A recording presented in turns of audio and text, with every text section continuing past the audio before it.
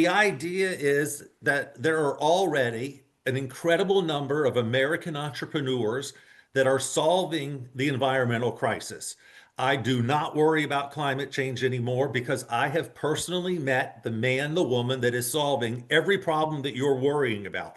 No matter what the problem is, I could introduce you to the company that's making money solving that problem today. But there are 216 American for-profit businesses that are 100% designed to solve an environmental problem. And I went out and found five of the most interesting stories and put it together in the book, making a very clear case, I hope, that one, the environment is getting better and we are solving the problems. And two, it's the entrepreneurs that are going to make the difference, not the government officials, not the academics, not the NGOs, not the environmental organizations like Greenpeace. They are never going to make the environment better. It's my bucket of entrepreneurs that are. Business with a servant's heart. Welcome to the podcast. Business with a servant's heart. Listen to the podcast. We're all about no talk on life. Our guest will share his life story. We want you to success in life. We're ready and we will start shortly. We're gonna talk on life, we're gonna talk on business, you're gonna shine bright, we are gonna witness. Shout out to my sponsors, A Mind for All Seasons. Your brain is your greatest competitive edge, so why not optimize it? Just text OPTIMIZE to 72000, 72000 for instant access to 6 quick videos that help you think faster, remember more, and stay focused longer. A big thanks to Epic App, the 4-step storytelling system I use every day to connect and to convert. Try it free. Email me at stever1961@gmail.com. That's stever1961@gmail.com, and I'll get you the free app. Doing Business with a Servant's Heart was just named top 6 in small business marketing. Thank you, everybody, for listening and watching. Welcome, everyone, to Doing Business with a Servant's Heart podcast. I'm your host, Steve Ramona, and I'm excited to have you join us today. I've got a guy that gave me an interesting word that describes him. I won't say the word, but this is somebody I could tell in 5-10 minutes, extremely confident.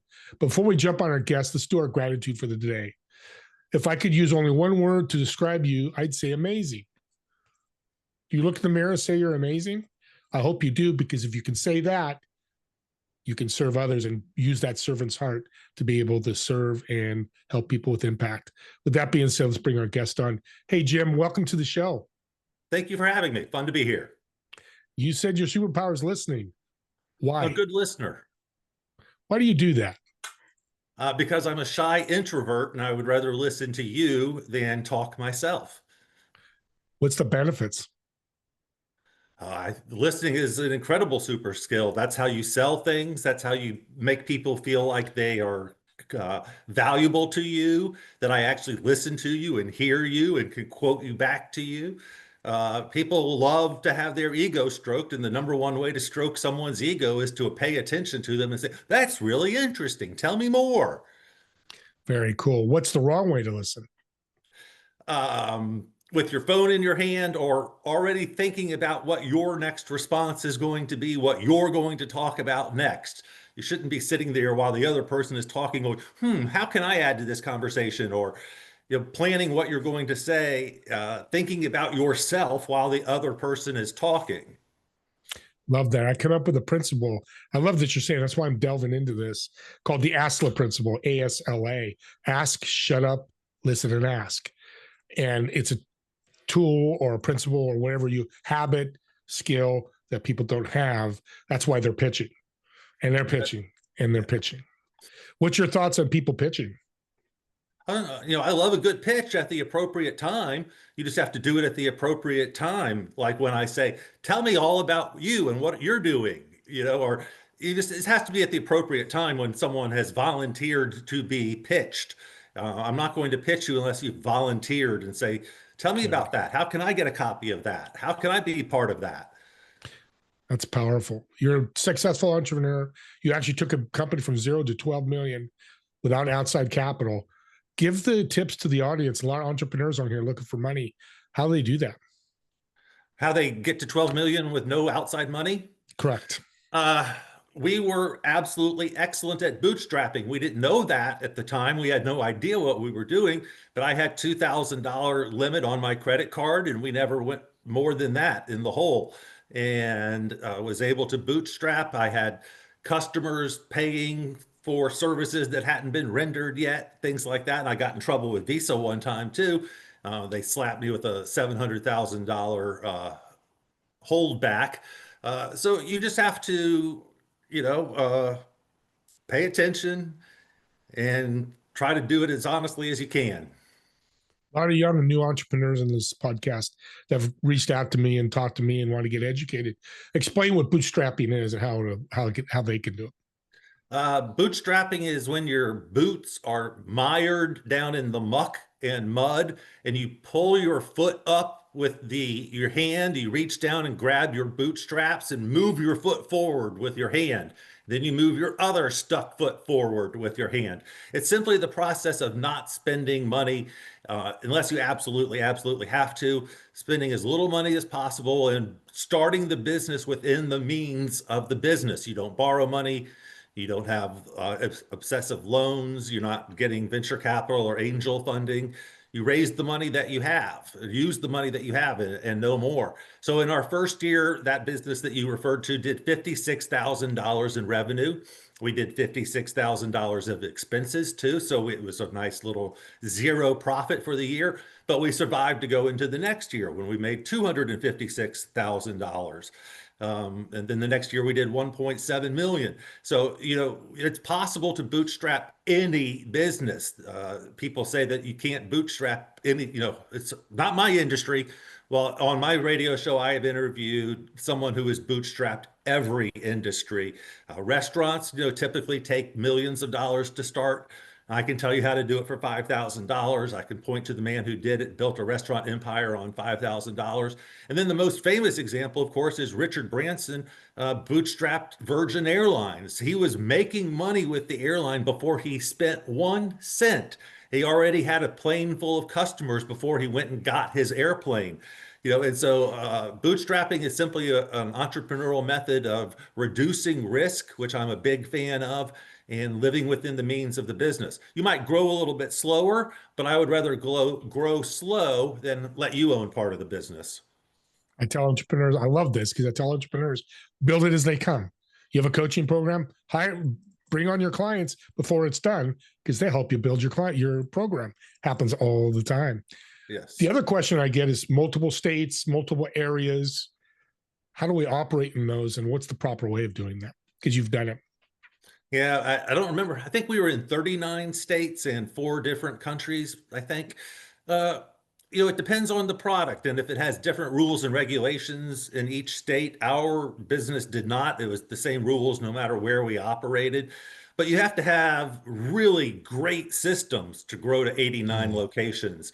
And it's all about systems. You have to have a system for everything. And when that happens, you'll be okay. You know, you have to do one first to make sure it works really well before you start replicating it. That it's a profitable model that you're replicating. I've seen lots of people replicate unprofitable models and then wonder why they're not making business, you know, or making a profit. But I have 50 customers, but you lose money on every single one of them. You know, so you have to do it profitably, get that one up and running, and then you replicate as fast as you can. I love that you said that because people listening, I know I've told them the same thing. People, process, product. Your process / systems are so important. We lose sight of it. You mentioned AI. What'd you say? You said your AI. What'd you say before the show? Obsessed with AI. Why?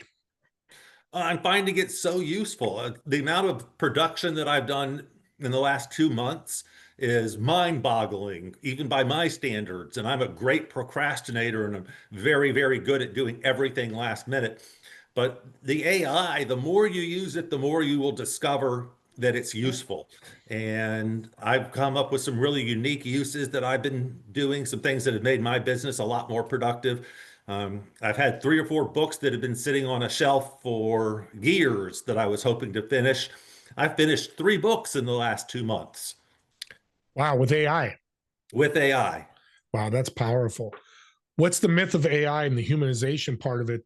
How do we solve that or make sure it doesn't go away?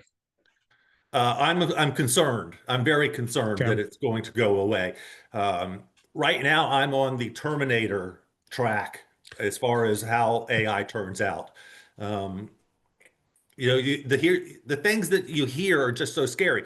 The fact that the AI created their own user group just for them, and they're now talking to each other, and they've invented their own language so that we can't understand what they're saying to each other.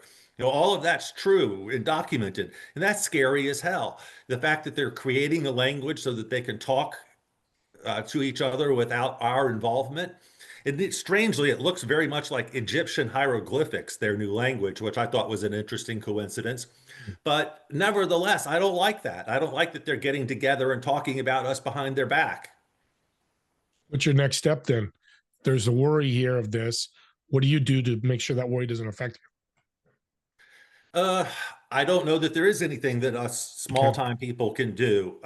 We're not going to control the model. We're not going to uh, be able to really influence it. If I found something with OpenAI, the only thing I could do is broadcast it on Twitter. Hey, I found a hole in OpenAI, and most likely they probably already know about it, and they probably have already tried to fix it and couldn't. So AI, it's very interesting some of the quirks that I'm learning. If you spend an hour on the same project using the AI for an hour, I find that the results go down by 50% over time. And then it hits 25% accurate. Then you have to stop, turn the program off, reboot, and then it will get back up to 100%, I find. Um, it has weird characteristics, just like a kid does. And I have a lot of guardrails on my 4 children, and there are no guardrails on the I think. And the fact that it's a nationally competitive uh, tool that could be used in warfare. There was an article in the paper today about how AI was one of the main components of Trump's Venezuela strike a month or two ago. Um, it's already been militarized. So the fact that we already have an AI that is purely militarized is very, very scary. Yeah, that is. You start bringing guns and missiles to it, it changes the game just a little bit. That is for sure. Let's talk about this great book you have. Well, what's it all about? What's the name of it? Oh, thank you. It's The Real Environmentalist. Here you can see the dollars flowing down, or wait, the green leaves turning into money. The idea is that there are already an incredible number of American entrepreneurs that are solving the environmental crisis. I do not worry about climate change anymore because I have personally met the man, the woman that is solving every problem that you're worrying about. No matter what the problem is, I could introduce you to the company that's making money solving that problem today. And interestingly, the entrepreneurs that I know that are solving the environment problems are not invited to the world conferences. They're not invited to speak at the UN. They're not famous. They're not going off to colleges and giving speeches. They're not being studied by environmental professors. They're being ignored. As a matter of fact, they're being ostracized because I don't think certain people want to solve the climate change. They make too much money off of it the way it is. But there are 216 American for-profit businesses that are 100% designed to solve an environmental problem. And I went out and found 5 of the most interesting stories and put it together in the book, making a very clear case, I hope, that one, the environment is getting better and we are solving the problems. And two, it's the entrepreneurs that are going to make the difference, not the government officials, not the academics, not the NGOs, not the environmental organizations like Greenpeace. They are never going to make the environment better. It's my bucket of entrepreneurs that are. That's true. And I'm in this space too, so I won't get into it. It's about you today, but I totally agree with you. It's going to be done by individuals, smart individuals that take action. What's one story out of the book that you'd like to share? I'm sure there's a ton you like. What's one of your favorites? My favorite is probably Wayne Elliott, 72 years old. He spent his entire life involved with environmental cleanup. Mm, He started the Western Hemisphere's largest boat demolition company. So when you have an aircraft carrier or a submarine or a oil tanker at the end of its life, you either sink it in the middle of the night in the middle of the ocean when no one's looking, or you pay to have it taken down to its individual pieces and recycled. And Wayne is the largest recycler of ships in the Western Hemisphere. He's also ISO certified, which there was no reason for him to do that. He just went and did it by himself. And over his career, he has reclaimed over 1,000 ships and returned them to other uses. Plus, along the way, he got so tired of all these batteries that he was encountering, he spent $20 million of his own money in 20 years figuring out how to recycle batteries. And now he has the patents on it. He got Canada up to 98% in battery recycling and sold the business to Blackstone about a year ago. So you can't really get more BlackRock or Blackstone. BlackRock. BlackRock. Yeah. BlackRock. And so you don't get more prestigious than that selling to them. But Canada got up to 98%. The United States is still below 1%. Yeah, it's just powerful. I can't wait to read the book because I can feel all that. Entrepreneurs, what's a tip you'd give them that are listening? Paul,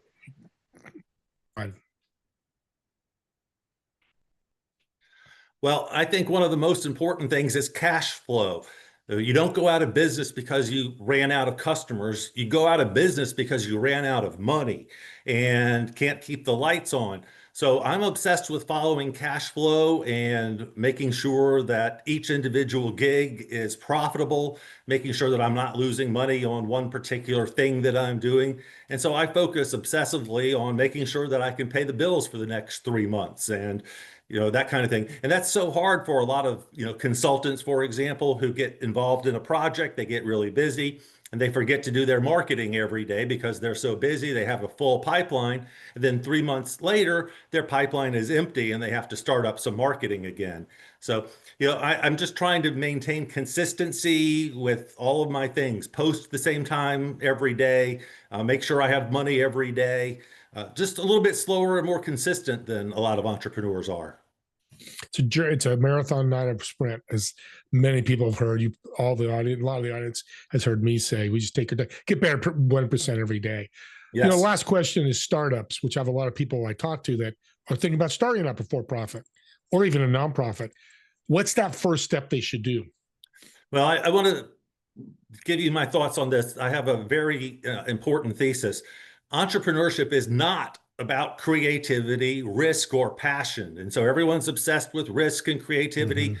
Entrepreneurship has nothing to do with creativity anymore, people. Go out there and copy someone else's idea. That's the way 93% of businesses are created, by copying someone else's idea. That's not creativity, that's innovation, trying to be 1% better than the other guy, trying to be 10% cheaper than the other guy. And risk, I'm not willing to take risk. I'm not going to start a business with more than $5,000. I can test any model for $5,000 and see if it's going to work or not. And then passion. I reserve passion for the church, the synagogue, the mosque, and the bedroom, and every once in a while the living room or the kitchen or something. But passion is not part of it either. You are passionate for your family, your friends, and your dog. If you're passionate for a product that you love, we have a word for that, a special word. It's called materialism, and it's bad. Passion for a service is okay, but you should still rather be at Disney with your kids than doing your passion, whatever it is. Otherwise, you have a real problem in your life, because you should find things that are more important to you than work. And I'm not passionate about work. I'm passionate about the money that I can make. I'm passionate about freedom, opportunity, those sort of things.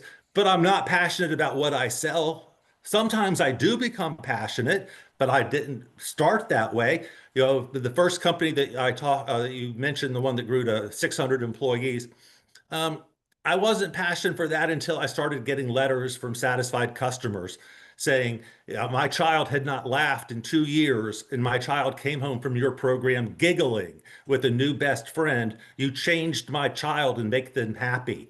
When you get letters like that, that you're changing kids' lives, especially introverts like I am, um, it's easy to get passionate about that and to understand how cool that is. But I've also sold furniture, and I've sold purses, and I've sold leather products, and I've sold this jacket, and I'm not passionate about those things. I don't care. I will sell anything that is mostly legal and a little bit moral. And other than that, passion shouldn't play into it. So there's my diatribe on that. No, I'm glad you did that, because my mentor, and I tell people all the time, he calls it the Apple method. Apple came out with the iPhone. There was Motorola, there was BlackBerry, and multiple. There's already phones out there. They just made it better. Got right. one. They did more 1%. They got 1,000% better, but that number doesn't need to be. That doesn't matter. That number. It's just make it better and different. That's going to help people. Entrepreneurs, I hope you wrote that down. If not, listen to this over again, because that little diatribe will make you millions of dollars, at least thousands of dollars for sure. Well, let's end with this great question. I get to know you a little bit better. So you're going to tell me your favorite restaurant. I'm going to reserve a table for me and you, but I also want you to invite 3 people that have been very influential in your life. And also I'd like to know what food you'd order for the table. I'm going to go to a shrimp restaurant in Spain. All they serve is shrimp. There's nothing else on the menu. They just throw a platter of 1,000 shrimp in the middle of the plate or middle of the table, and you go to town. The head's still on there with some bread and butter on the side and wine, and of course. So everyone's eating shrimp. Love it. Who are you inviting? I'm going to invite my dad. I'm going to invite, there has to be people in my life already. No, it could be dead. They could be passed away. Oh, dead. Okay. I want Jesus there for sure. And, Isaac Newton. Interesting. Jesus and Newton would be a wonderful conversation. That is for sure. I hope so. Moly. I hope they like shrimp. Yeah. Jim, you have passion beyond belief. I love that about you. I don't like passion. Remember, passion is for church, synagogue, and mosque. Okay, you are different than passion. Whatever you are, you're fantastic. I like talking about this. I get enthusiastic about it. I love helping entrepreneurs grow, and you create a fun platform. Thank you. How can people connect with you, and where can they get the book? They can go to realenvironmentalist.com or on Amazon, and I'm at jimbeach.com. Super simple. You're impact people. That's what you do. You impact people. So I'm going to do the same thing and follow your lead. So audience, the first 3 people that reach out to Jim and mention the podcast or my name, doesn't matter, just so you will talk about this podcast, I will send you his book for free. So what you do is mention my name, podcast. He'll go, okay, yeah, he'll get your contact information or send my contact information, whatever way that's done. And I'll get that and I'll send you out a free book. Sure, it's Amazon.